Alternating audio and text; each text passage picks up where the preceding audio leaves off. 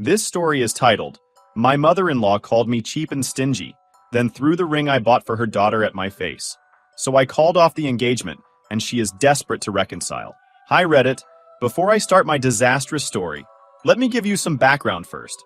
I, 27 male, grew up in a middle-class household where financial stability wasn't just a goal, it was a necessity. My parents taught me the value of saving, and I carried that lesson into adulthood. I met Grace, 25 female, 2 years ago at a barbecue hosted by a mutual friend. I was there because my buddy Ethan wouldn't stop nagging me to get out of the house more. I wasn't expecting much. Maybe a burger, a couple of awkward conversations, and heading home early. But then I saw Grace. She wasn't the loud, center of attention type. She was sitting at the edge of the yard, sketching something in a notebook. I walked over, asked what she was drawing, and we started talking. She had this calm energy that was so different from the usual look at me type of people I'd met before. One thing led to another, and by the end of the night, we'd exchanged numbers. We clicked almost immediately. Grace was sweet, creative, and had this way of making the smallest things feel meaningful. She'd tell me about her favorite art projects, the way she wanted to open her own studio someday, and all these little dreams that made her eyes light up. I loved listening to her talk about it all. But early on, she brought up her mom. She's kind of intense, Grace said one night when we were grabbing dinner. How intense? I asked. Kind of joking, but not really. Grace sighed. She just has really strong opinions about everything. My job, my friends, my clothes. She means well, though. She just wants me to do well. I didn't think much of it at the time. Everyone has family quirks, right? But when I met Linda, her mom, I realized this wasn't just some quirky mom who got a little too involved. This was a full-blown control freak. Linda was polite the first time we met, but it felt fake, like she was sizing me up. She asked about my job, I work in tech, where I went to school, and then immediately asked, "What's your long-term plan?" I'm planning to grow in my role and maybe start my own company one day, I said, trying to sound confident. She raised an eyebrow, gave Grace this look, and said, "Well, stability is important. Grace deserves someone who can provide." That rubbed me the wrong way, but I let it go. Grace seemed nervous, and I didn't want to make things awkward. As time went on, though, I started noticing how much control Linda had over Grace's life. Grace had always wanted to be an artist, but Linda had pushed her into accounting because art doesn't pay the bills. Grace hated her job, but anytime she talked about quitting or pursuing art, Linda would guilt her with, "After everything I've done for you, this is how you thank me." It wasn't just her career either. Linda had opinions about everything. Grace's clothes, the food she ate, even how she wore her hair. If Grace bought a dress Linda didn't approve of, she'd make comments like, "You really think that flatters you?" What bothered me the most was how Grace would just take it. She never stood up to her mom, always brushing it off like she's just old-fashioned or she doesn't mean it like that. At first, I tried to be supportive. I'd tell Grace she didn't need to let her mom control her, that she was smart and capable enough to make her own choices. Grace would nod and thank me, but nothing ever changed. The longer we dated, the more I started feeling like Linda wasn't just controlling Grace's life. She was starting to influence our relationship too. Linda had this way of making me feel like I wasn't good enough, even when she wasn't directly saying it. She'd make comments like, "It's nice that you're doing okay for yourself," or, "Tech is so unpredictable, isn't it?" Grace never said anything when her mom made these comments. She'd just give me this apologetic look like, I know she's being a pain, but what can I do? One time, we were at dinner with her parents, and Linda started talking about how men should always provide, and how she was lucky Grace's dad had real ambition. I could feel my face heating up, but Grace just sat there quietly, not saying a word. Later, I brought it up. "Why don't you ever say anything when your mom talks like that?" "She's just like that," Grace said. "It's not worth the argument." It frustrated me, but I didn't push too hard. I loved Grace, and I figured maybe this was just something we'd deal with over time. But looking back, I think that was the first crack in the foundation. The truth is, Linda's control over Grace wasn't just a problem for her. It was starting to become a problem for us. And the more I tried to ignore it, the harder it became to see a future where Linda wasn't pulling the strings. Still, I held on to the hope that things could get better. I thought maybe if I showed Linda how serious I was about Grace, she'd ease up. That hope is what led to the proposal, and ultimately, everything that came after. After 2 years of dating, I knew I wanted to marry Grace. Despite her mom's constant interference, I loved Grace for who she was. Kind, patient, and creative. I'd spent months saving up for a ring. It wasn't some massive rock that you'd see in a movie, but it was perfect in my eyes. A platinum band with a beautiful diamond solitaire. It was elegant and timeless, something I knew Grace would appreciate.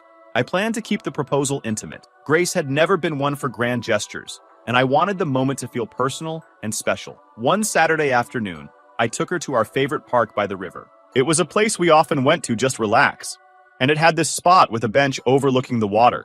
We were sitting there, talking about our plans for the weekend, when I decided to go for it. I pulled out the ring box and got down on one knee. "Grace," I said, feeling my heart race a little. "I love you, and I can't imagine my life without you. Will you marry me?" Her face lit up. "Yes," she said, tears in her eyes. She hugged me so tightly I almost forgot to actually put the ring on her finger. For a few days, everything felt perfect. Grace kept looking at the ring and smiling, and I thought I'd nailed it. We talked about wedding plans, something simple, maybe outdoors, and I started to feel like we were on the same page. Then Grace suggested we visit her parents to share the news and get their blessing. I won't lie, I wasn't thrilled about the idea. Linda wasn't exactly my biggest fan, and I knew she'd have something to say about the ring, the wedding, or both. But Grace seemed so excited about the idea that I didn't want to ruin it for her. "We'll just tell them together," Grace said, squeezing my hand. "Mom will come around. She just needs to see how happy we are." I nodded, even though I wasn't convinced. When we arrived at her parents' house, Linda was sitting in the living room with her husband Mike. Now, Mike's a quiet guy. He mostly stays out of Linda's way, which I can't really blame him for. He gave us a polite nod when we walked in, while Linda's eyes immediately darted to Grace's hand. "What's this?" Linda asked, her tone sharp. Grace smiled, holding up her hand. "We're engaged."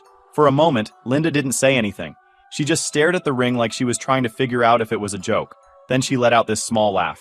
Not the happy kind, but the kind that makes you feel like you've done something wrong. "That's the ring?" she asked, raising an eyebrow. "Yes. Isn't it beautiful?" Grace said, still smiling. Linda didn't answer. Instead, she walked over, grabbed Grace's hand, and examined the ring like it was a piece of costume jewelry. "It's so small," she finally said. "Are you sure this is an engagement ring?" "Mom," Grace said, her smile fading. "Don't start." "Don't start?" Linda repeated, looking at me now. "Adam, you're telling me you couldn't get her something a little more substantial?" I felt my jaw clench. I'd expected some comments, but this felt like a straight-up attack. "I picked this ring because it's meaningful," I said, trying to stay calm. "It's elegant and within our budget. I didn't think the size of the diamond was what mattered."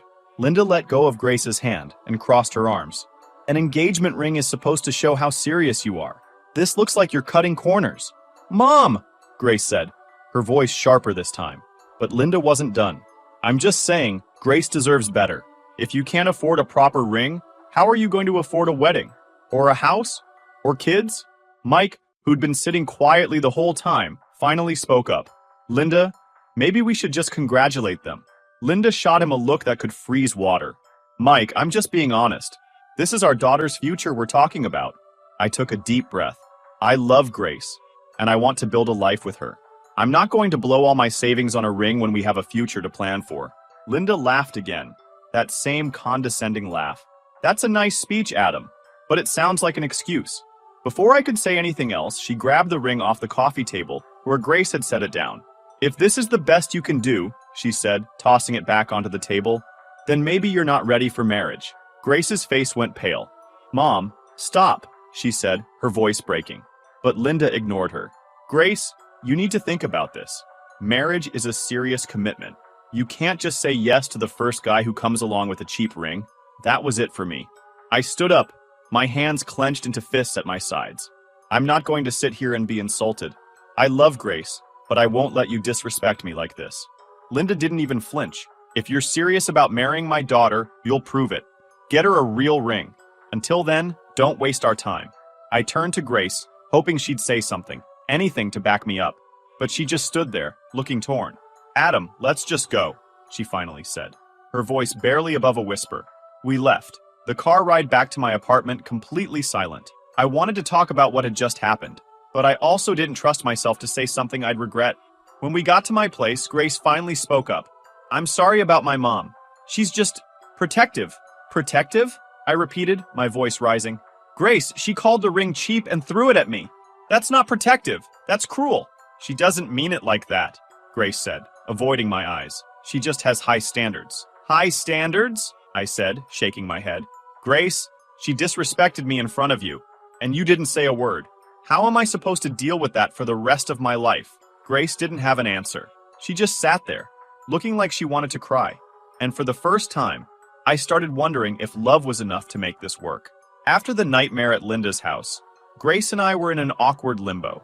We didn't talk much about what had happened, and whenever I brought it up, she'd change the subject or say, "I'll talk to her soon." Days turned into a week and nothing had changed. Then one evening, Grace dropped a bomb on me. "My mom thinks I should go stay with her for a while," she said hesitantly as we sat on the couch. I almost choked on my drink. "What? Why?" "She just wants to talk things over," Grace said, not meeting my eyes. "Talk things over? Grace, she doesn't want to talk. She wants to control you." Grace sighed, fidgeting with her hands. "I know she was out of line, but she's still my mom. She says she wants to help us figure things out." "Help?" I said, incredulous. "Grace, she thinks I'm not good enough for you. How is that helping?" "She's just worried about me," Grace said quietly. "She doesn't want me to make a mistake." I stared at her, trying to wrap my head around it. "You don't actually think this is a good idea, do you?" Grace hesitated. "I don't know. Maybe it'll calm her down. Maybe if I spend some time with her, she'll see how much you mean to me. Or she'll use that time to convince you to leave me," I said, my frustration building. Grace didn't respond. Instead, she looked at the floor, and I could tell her mind was already made up. The next day, she packed a small bag and left for her parents' house. She said it was just for a few days, but I couldn't shake the feeling that Linda had gotten exactly what she wanted. At first, Grace texted me like everything was fine. "Mom's being nice," she wrote one evening. "She's not bringing up the ring or the fight." I didn't believe that for a second. Linda was many things, but letting things go wasn't one of them. Sure enough, a couple of days later, Grace's messages started to change. She was still polite, but she sounded distant. When I asked how things were going, she'd say things like, "Mom's just worried about us," or "She thinks we need more time to figure things out." What bothered me most wasn't just Linda's interference. It was Grace's willingness to go along with it. I knew she didn't agree with her mom deep down, but she never pushed back. It was like Linda had this invisible leash on her, and no matter how much Grace wanted to break free, she couldn't. One night, Grace called me from her parents' house. She sounded nervous, almost like she didn't want to be having the conversation. "Adam," she began, "Mom thinks we should slow things down." "Of course she does," I said bitterly. "What exactly does slow things down mean?" "She just thinks we rushed into the engagement," Grace said. "She thinks maybe we should take some time apart and figure out if we're really ready for marriage." I felt my stomach drop. "Grace, is this what you want, or is this just your mom talking?" She hesitated. "I don't know. I think maybe we do need some time. Things have been so stressful lately, and I don't know." "Of course things are stressful," I said, trying to stay calm. "Your mom's been stirring the pot since the day I proposed. And instead of shutting her down, you're doing everything she says." "That's not fair," Grace said, her voice trembling. "She's just trying to protect me." "Protect you from what?" I snapped. "From being happy? From having a life outside of her control?" Grace didn't respond. After a long pause, she said, "I just need a little more time to think." I couldn't believe what I was hearing. "Fine," I said finally. The next few days were quiet. Grace barely texted, and when she did, it was short and vague. I could feel the distance growing between us, and I knew Linda was behind it. One night, I got a call from Ethan, the same friend who'd introduced me to Grace. He'd heard about the fight from one of Grace's friends. "Man, I hate to say it," Ethan said, "but it sounds like her mom's trying to sabotage this whole thing." "Yeah, no kidding," I said. "What are you gonna do?" he asked. "I don't know," I admitted. "I love Grace, but I can't keep fighting her mom for control of our relationship. And it's not like Grace is standing up for me." Ethan was quiet for a moment. "You gotta figure out if Grace is really on your side, man. If she's not, then what's the point?" He was right, but it wasn't that simple. I wanted to believe Grace would come around, that she'd see what her mom was doing and finally stand up to her.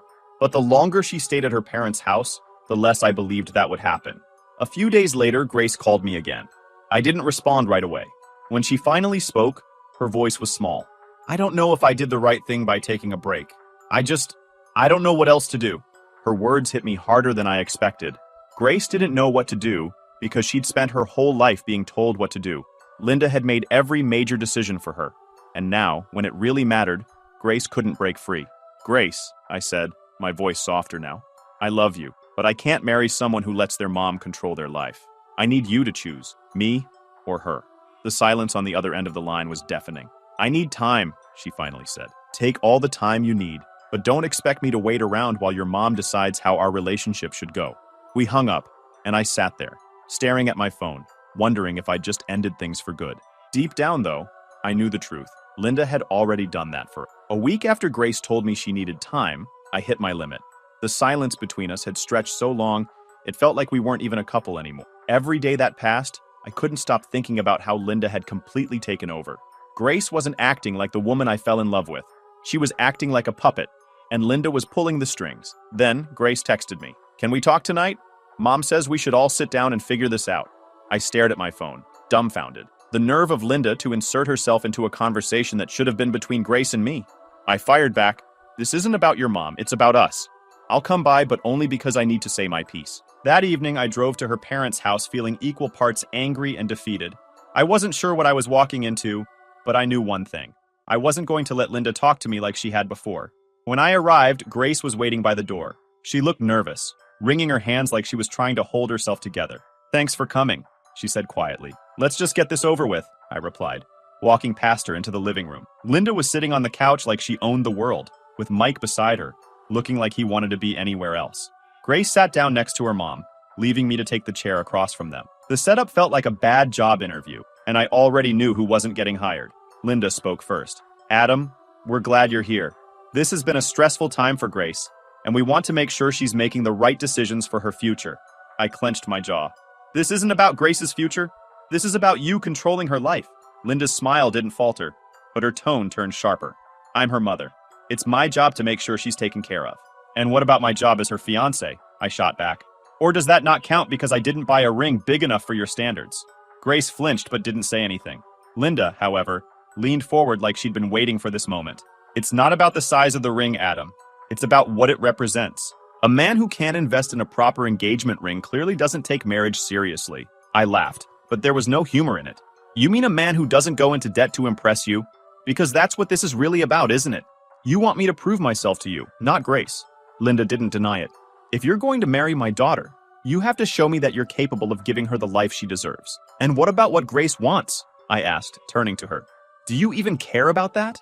Grace opened her mouth to speak, but Linda cut her off. "Of course I care about what Grace wants. That's why I'm here, to guide her." "Guide her?" I said, my voice rising. "Linda, you don't guide her. You control her. And Grace, you let her. You let her dictate everything, even our relationship." Grace finally spoke, her voice shaky. "I just don't want to upset her." "And what about upsetting me?" I asked. "Do my feelings matter at all in this? Or is this just about keeping your mom happy?" "Adam, it's not that simple," Grace said, tears welling up in her eyes. "It is that simple," I said. "You either want to marry me or you don't. And if you do, then you need to stand up to her." Linda let out a short laugh. "You're giving her an ultimatum? That's rich. You're acting like you're doing her a favor by marrying her." "I'm not giving her an ultimatum," I said, glaring at Linda. "I'm giving her a choice. Either she chooses me and our future together, or she chooses to stay under your thumb. But I won't be part of this toxic dynamic anymore." The room went silent. Mike looked like he wanted to crawl under the couch, and Grace looked like she was on the verge of breaking down. Linda, however, stayed calm. "Grace," Linda said, turning to her daughter, "you need to think about this carefully. Marriage is a big decision, and it's clear Adam isn't ready to make any concession." "Stop talking for her," I snapped. "Grace, this is your decision. What do you want?" Grace looked at me, then at her mom, then back at me. Her lips trembled as she said, "I don't know." Those 3 words hit me harder than I expected. I realized then that Grace wasn't going to choose me, not because she didn't love me, but because she didn't know how to stand up to her mom. "I think we're done here," I said, standing up. "Grace, I love you, but I can't keep fighting this battle alone. You need to figure out what you really want, without your mom telling you what to think." "Adam, wait," Grace said, grabbing my arm. "I just need more time." I shook my head. "You've had time, Grace, and all it's done is push us further apart." Linda stood up, her expression smug. "Well, if you're leaving, don't expect to come crawling back when you realize you've made a mistake." I turned to her, my voice steady. "The only mistake I made was thinking I could win Grace's love without your interference. I'm done playing this game, Linda. I hope one day Grace realizes how much damage you've done." I walked out without looking back, my heart heavy, but my mind clear. For the first time in weeks, I felt like I'd taken back control of my life. Whether Grace chose to stay under Linda's thumb or not, I knew I couldn't let myself be dragged down by her mother's toxicity any longer. The next morning, my phone started buzzing. Grace texted me a long message apologizing, but it wasn't the kind of apology I needed. It was full of excuses. "I'm sorry you felt that way. And Mom didn't mean to come off so harsh." She even wrote, "I just need time to get her to understand where we're coming from." Where we're coming from. There was no "we" in that room last night. It was me versus her mom, with Grace sitting on the sidelines. I didn't reply right away. Honestly, I didn't know what to say. Part of me wanted to tell her to stop trying to fix things if she wasn't willing to take a stand, but another part of me just didn't want to deal with it anymore. By the afternoon, Grace was calling. I let it ring. She left a voicemail, her voice shaky. Adam, please call me back. I want to talk about last night. I know things got heated, but we can work through this. I know we can. Could we, though? Every time I replayed the night in my head, all I could see was her silence. I'd stood up for myself, for us, and she just sat there letting her mom dictate the terms of our relationship. The days that followed felt like a blur. Grace kept trying to reach out, alternating between apologizing and justifying her mom's behavior. She'd text things like, "Mom just wants the best for me," or "She's always been like this, but she'll come around." But I wasn't buying it.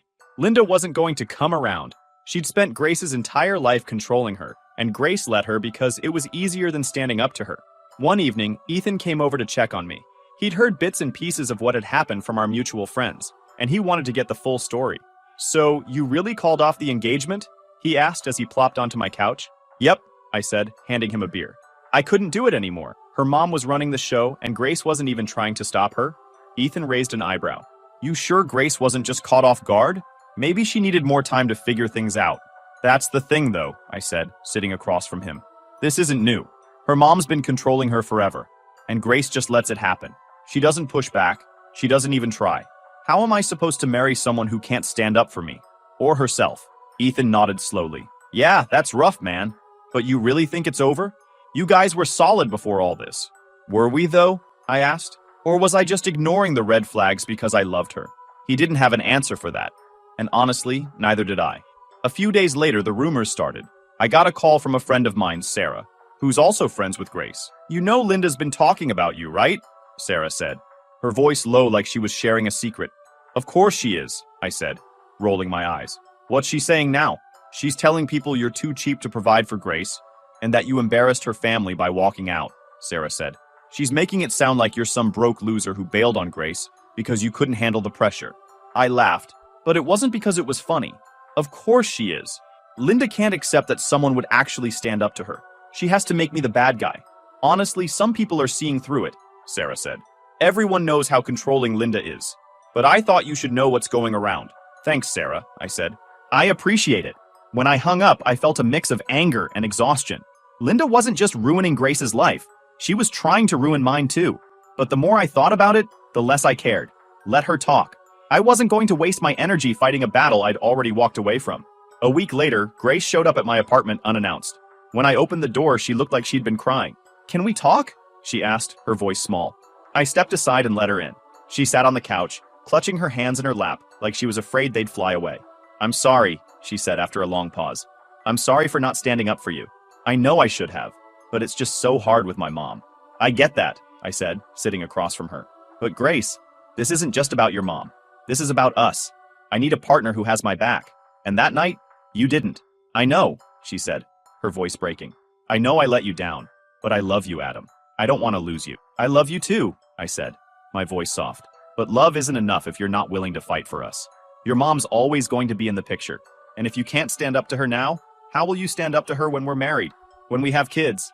Grace didn't have an answer. She just sat there, tears streaming down her face. "Grace," I said gently, "I need you to take a hard look at this situation. Not just for me, but for yourself. Do you really want to spend the rest of your life living in your mom's shadow?" She nodded slowly. "I know you're right," she said, "but I don't know how to change. You have to figure that out," I said. "But I can't be the one to do it for you." She left that night, and I knew it was the last time we'd talk as a couple. Linda tried to contact me once, sending a text that read, "If you'd just apologize, we could all move past this." I deleted it without replying. After I walked away from Grace and Linda, I didn't expect to hear much about what happened to them. I thought I'd left that chapter behind for good. But life has a funny way of keeping you connected to things you're trying to let go of. A few weeks after I returned the engagement ring, Sarah, our mutual friend, reached out again. "Hey," she said over the phone, "you're not going to believe what Linda's up to now." I sighed, already tired of hearing Linda's name. "What now?" "She's trying to set Grace up with this guy," Sarah said. "Some rich guy she met through one of her charity events. He's older, like mid-40s, and apparently loaded." "That sounds about right," I said bitterly. "Linda's dream. A guy with a fat wallet who doesn't care about anything else." Sarah lowered her voice. as if Grace might overhear her. Grace isn't into it, though. She's been telling Linda she doesn't want to meet him. But you know how Linda is. She won't take no for an answer. It didn't surprise me. Linda had always treated Grace's life like it was a chessboard, and Grace was just another piece she could move around to suit her own goals. A month later, I ran into Ethan at the gym. He mentioned that Grace had moved out of her parents' house. Wait, what? I asked, dropping the weights I'd been holding. Yeah, apparently Linda kicked her out, Ethan said. I couldn't believe it. She kicked her out? Why? From what I heard, Grace finally put her foot down about that rich guy Linda wanted her to date, Ethan said. She refused to even meet him, and Linda flipped out. Told her if she wasn't going to listen, she wasn't welcome in the house anymore. Wow, I said, shaking my head. I mean, I knew Linda was controlling, but that's next level. Ethan shrugged. Honestly, it might be the best thing that's ever happened to Grace. At least now she has to figure things out on her own, without Linda breathing down her neck. I wanted to agree, but a part of me felt sorry for Grace. She'd spent her entire life trying to please her mom, only to get tossed aside when she didn't fit into Linda's plans anymore. Over the next few weeks, bits and pieces of Grace's new life started trickling back to me through mutual friends. She'd moved into a small apartment downtown and was looking for a new job, something in the art world finally. But it wasn't all smooth sailing. Apparently, Linda wasn't done making things difficult for Grace. She'd been bad-mouthing her to family and friends, saying things like, I did everything for her, and this is how she repays me. One of Grace's cousins even told me that Linda had tried to cut Grace off financially. She thinks if Grace struggles enough, she'll come crawling back, the cousin said. That sounded exactly like something Linda would do. Use money as a leash to try to drag Grace back into line. But from what I heard, Grace wasn't biting. She was working odd jobs, selling some of her art online, and doing whatever she could to make ends meet. One day, I got a text from Grace. My heart skipped for a moment seeing her name pop up after weeks of silence. The message read, Hey, can we talk? I really need someone right now. I stared at my phone, unsure of how to respond. Part of me wanted to ignore it, but I replied, What's going on? She called almost immediately, her voice trembling.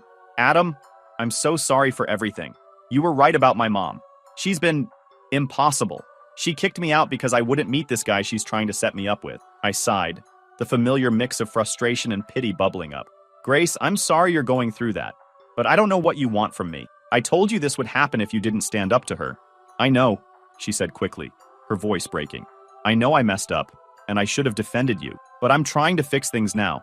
I'm trying to figure out my life, and I just need someone to talk to. Grace, I said, trying to keep my tone steady. I'm glad you're starting to see the problem, but you didn't choose me when it mattered. You let your mom push me away. I can't be the person who picks up the pieces now. She went quiet for a moment, then said, I understand. I don't know who else to turn to. It hurt to hear her say that. I'd wanted to be her person for so long, but now it felt like too little, too late. You'll figure it out, I said softly. You're stronger than you think, but you need to do this on your own. A few months later, I heard through the grapevine that Linda had finally stopped trying to control Grace's life, or at least scaled back. Grace had gone no contact with her mom for a while, which I imagine was the wake-up call Linda needed. But even if Linda did try to patch things up, I doubted their relationship would ever be the same. As for me, I'd moved on. I wasn't dating anyone seriously yet, but I was taking my time figuring out what I wanted in a partner. One thing was for sure. I wasn't going to settle for someone who let other people dictate their life. Looking back, I don't regret calling off the engagement. It wasn't an easy decision, but it was the right one. Grace needed to break free from her mom's control, and I couldn't do that for her. She had to do it on her own, in her own time.